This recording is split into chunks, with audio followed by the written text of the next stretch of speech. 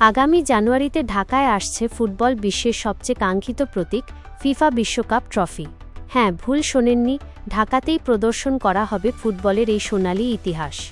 কবে আসবে, কোথায় দেখা যাবে, কেন আনা হচ্ছে, সবই থাকছে আজকের ভিডিওতে, তাই শেষ পর্যন্ত দেখবেন।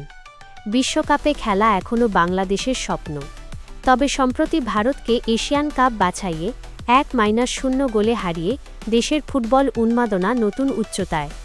এমন সময়ই এলো দারুণ এক খবর, বিশ্বকাপের আগে ঢাকায় অনুষ্ঠিত হতে যাচ্ছে অফিসিয়াল ট্রফি ট্যুর। বিষয়টি নিশ্চিত করেছেন বাংলাদেশ ফুটবল ফেডারেশনের সহসভাপতি ফাহাদ করিম। তিনি বলেন, ইনশাআল্লাহ জানুয়ারিতে ঢাকায় আসবে বিশ্বকাপ ট্রফি, অর্থাৎ খবরটি একদম অফিসিয়াল। 14 জানুয়ারি ঢাকায় পৌঁছাবে ট্রফি। এর আগে ভারতের দিল্লি ও গুয়াহাটিতে প্রদর্শিত হবে। যদিও রাজধানীর কোনো স্থানে প্রদর্শন করা হবে এখনও ঠিক হয়নি। সিদ্ধান্ত হলে বাফুফে আনুষ্ঠানিকভাবে জানিয়ে দেবে।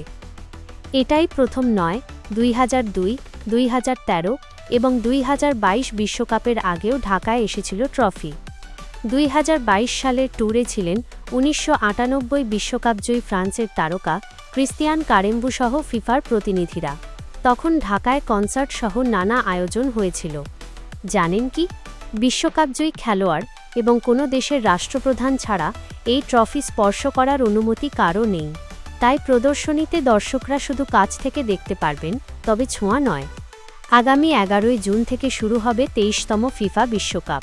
3টি দেশ যুক্তরাষ্ট্র, কানাডা ও মেক্সিকো যৌথভাবে আয়োজন করছে এবারের বিশ্বমঞ্চ।